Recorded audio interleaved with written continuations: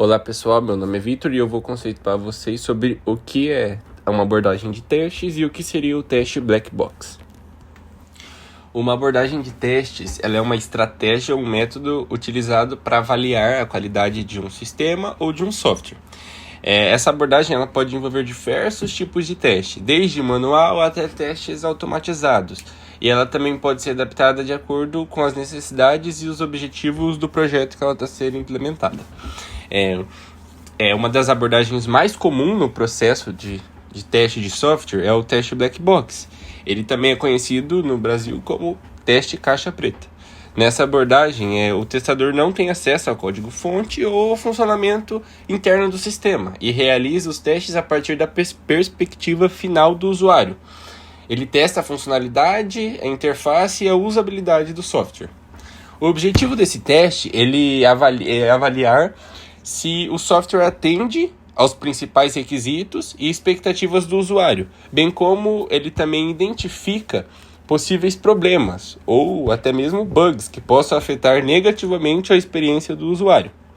Essa abordagem de teste é particularmente útil para garantir a qualidade e a confiabilidade de software, por exemplo, de grande escala, que é difícil prever todas as possíveis interações e cenários de uso.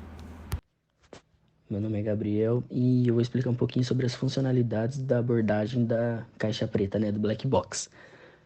O que seria o Black Box? Ele costuma ser muito utilizado na parte final do projeto, onde ele é muito utilizado na questão dos testes de aceitação, podendo ser definido como uma técnica assim, que testa as funcionalidades do aplicativo sem considerar aqueles caminhos internos do software, as estruturas do código interno, os detalhes da implementação, essas coisas mais por trás assim, entendeu? E ele se baseia inteiramente na questão dos requisitos e no design funcional que é aceito pelo cliente. Ou seja, o funcionamento dele, o testador sabe todas as entradas e as saídas, mas não sabe como é realmente o funcionamento desse processo, dessas entradas e saídas.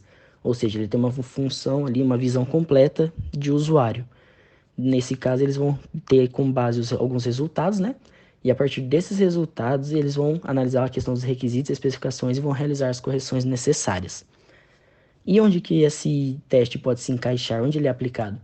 Ele pode ser aplicado em algum teste de integração, até mesmo um teste de sistema e, como já foi mencionado, um teste de aceitação.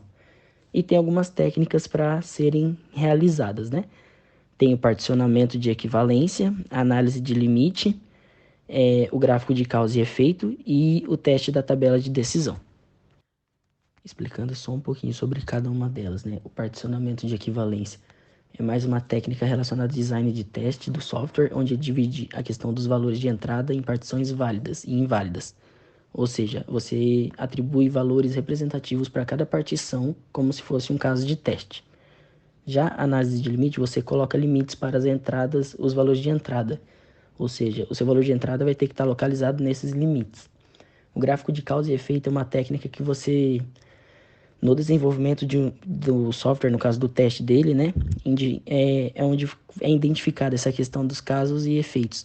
Ele gera um gráfico, relacionado com a causa e o efeito e relaciona ele com o caso de teste, que é gerado nesse decorrer também. E tem os testes de tabela de decisão, que é onde coloca as causas e efeitos em uma matriz e tem a combinação dos valores de entrada com cada uma das colunas. Boa noite, meu nome é Johan e eu vim falar das vantagens do teste de Black Box. O teste de Black Box, uma das principais vantagens dele é que ele pode ser realizado por pessoas que não têm conhecimento nenhum sobre o software. Na verdade, pode não. O ideal é que ele seja feito por pessoas que não têm conhecimento sobre o software. Ele é muito útil para identificar problemas relacionados ao comportamento do uso final do software, do usuário mesmo. E permite testar o sistema como um todo, verificando se ele atende às expectativas dos usuários e também a necessidades do projeto. E ele reduz o viés dos testadores, porque como as pessoas que estão testando o software não fizeram parte da construção dele, elas não sabem o código ali, elas não sabem nada basicamente, então elas não têm nenhum viés em defender ou ofender, entre aspas, esse software. E é um teste totalmente orientado ao usuário final. Boa noite, eu vou falar aqui agora sobre as desvantagens do teste Black Box. Começando pelas desvantagens, eu acredito que a maior seja a dificuldade de automatizar o teste.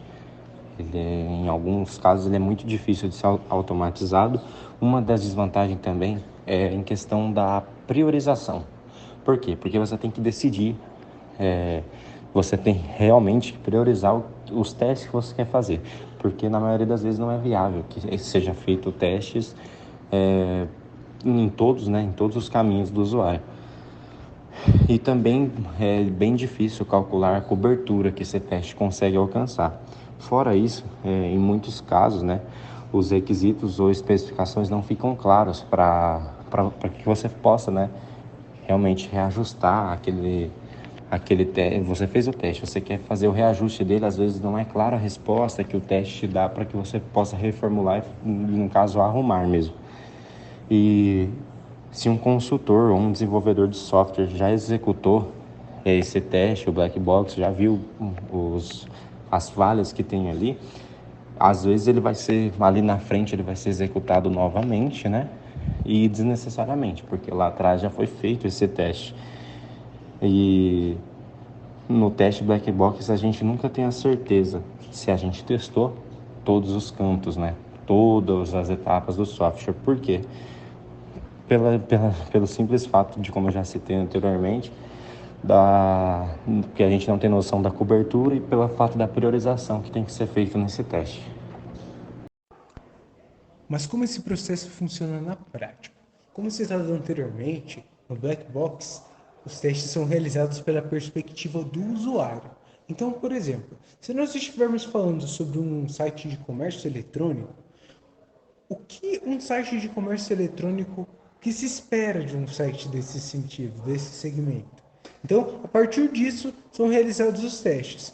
Por exemplo, carrinho de compras. Eu consigo adicionar o produto ao carrinho de compras? Depois desse produto adicionado, ele aparece corretamente na lista? Consigo aplicar os cupons? Na finalização ou no checkout, eu consigo especificar corretamente os meus dados? Consigo finalizar a compra? Recebo a notificação via e-mail? Então, isso tudo sobre a perspectiva de usuário. Eu estou tentando utilizar esse sistema, de que forma ele vai responder. Ele vai responder com o que é o esperado? Então, a partir disso que é realizado. Um outro exemplo, um aplicativo de guia turístico. Quando eu digito as informações, realmente aparecem as principais localidades de uma determinada cidade? Um sistema de passagens. Quando eu especifico o CEP, aparece o destino corretamente, com as coordenadas exatas? E um sistema de newsletter, eu recebo o e-mail da forma correta, em tempo hábil, ele cai dentro da minha caixa de entrada, o layout funciona legal em vários clientes de e-mail. Então, isso tudo sob a perspectiva do usuário. Isso é bem importante, porque a partir disso você consegue testar esse sistema já pensando no seu usuário final. E isso é uma coisa que auxilia bastante e até pode auxiliar em questão de vieses técnicos. Se o teste é realizado por um agente externo, não é a mesma pessoa que desenvolveu o software, algumas coisas que esse desenvolvedor não pensou, ele já definiu anteriormente como ele realizaria essa abordagem, uma pessoa de fora não teria esse viés. Então isso pode auxiliar bastante também. E por último, essa é a nossa bibliografia. Nós tivemos aqui várias fontes que pesquisamos bastante. Então nós temos aqui a Wikipédia, nós temos o site do Google, Imperva e também Boa Vista Tecnologia. Muito obrigado pela atenção.